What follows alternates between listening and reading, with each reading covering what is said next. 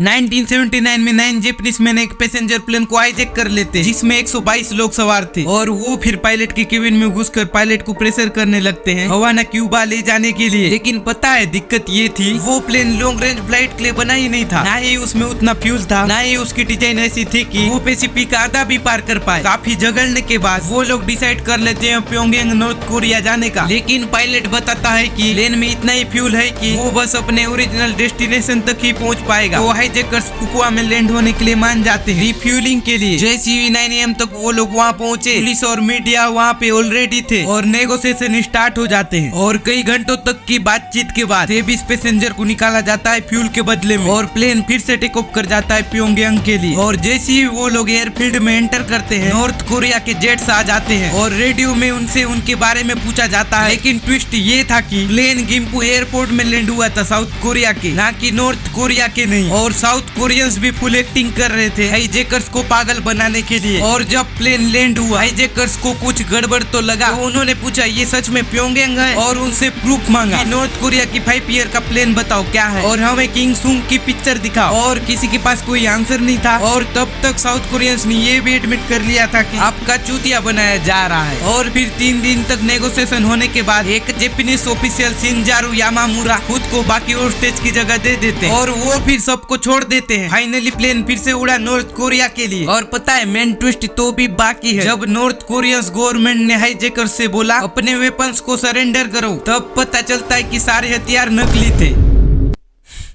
Moral of the story अब ये तुम बताओ।